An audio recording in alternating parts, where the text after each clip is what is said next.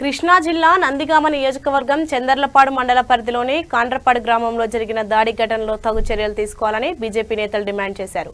ఈ మేరకు DSP G నాగేశ్వరరెడ్డికి ఫిర్యాదు చేశారు. ఇటీవలి ఎంపీటీసీ జెడ్పీటీసీ ఎన్నికల సమయంలో బీజేపీ వైసీపీ మధ్య జరిగిన చిన్నపాటి ఘర్షణ చిలికి గాలి వాహనంగా మారింది. గోటిక వెంకటప్పారెడ్డి బీజేపీ తరఫున ఏజెంట్గా వ్యవహరించారు. ఓటింగ్ సమయంలో వైసీపీ నేత కొండా కృష్ణారెడ్డి తనపై దాడి చేశారని వెంకటప్పారెడ్డి ఆరోపించారు.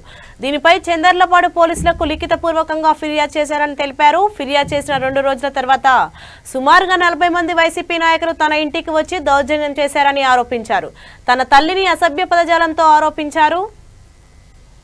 నేను భారతీయ జనతా పార్టీలో మండల ప్రధాన కార్యదర్శిగా బాధ్యతగా ఉన్నాను.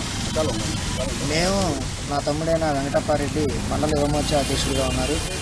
మాతో పాటు కమతం జోగిరెడ్డి కాండ్రపాడు గ్రామ పార్టీ అధ్యక్షుడిగా, కమతం నాగిరెడ్డి వాళ్ళ సోదరుడు, మేమంతా 4 బృందమై 20 మందితో పార్టీని ఆ గ్రామంలో రావడం జరిగింది పార్టీలోకి. ఆ తర్వాత ఈ 8 నెలల కాలంలో పార్టీలో అనేక కార్యక్రమాలు చేస్తూ పార్టీ కార్యాలయం పెట్టుకొని అనేక పార్టీని వృద్ధి చెందేలాగా పార్టీ ఎదుగుదలకు కృషి చేస్తుండటంతో తదనంతరం గ్రామంలో పార్టీ కార్యాలయం ఉండాలనే ఉద్దేశంతో కార్యాలయాన్ని తాత్కాలికంగా ఒక గదిని అద్దెకు తీసుకొని నిర్వహించుకోవడం జరుగుతుంది.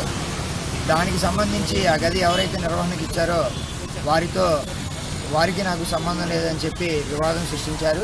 ఆ విషయమై మేము శాశ్వత నిర్మాణం చేసుకోవడం జరిగింది. మా సొంత ప్రజలు 135 ఓట్లతో ఆదరించారని దాన్ని జీర్ణించుకోలేక గ్రామంలో రోజు పార్టీ అంతకంతకు జననం చూస్తున్న విషయ ఆదరణను చూసి తట్టుకోలేక మాపై దుర్భాషలాడుతూ భౌతిక దాడులు దిగుతూ ఆ క్రమంలో మొన్నటి గురువారం 8వ తారీఖున జరిగిన ఎంపీటీసీ జడ్పీటీసీ ఎన్నికల్లో ఏదైతే ప్రతిపక్ష పార్టీ తెలుగుదేశం ఎన్నికలను బహిష్కరించిందో ఆ తెలుగుదేశం ఓటు బ్యాంక్ అంతా కూడా భారతీయ జనతా పార్టీ వైపు వస్తుండటంతో ఎక్కడ వారి మెజార్టీ తగ్గిపోతుందనని ఉదయం నుంచి మమ్మల్ని బెదిరిస్తూ దుర్భాషలాడుతూ మాపై దాడికి ప్రయత్నం చేశారు.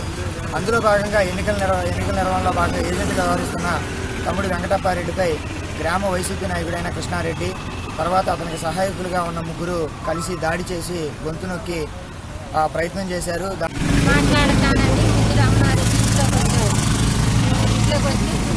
కూర్చున్న తర్వాత అతను వచ్చిన 10 నిమిషాలకి 40 మంది ఇంట్లోకి వచ్చారు.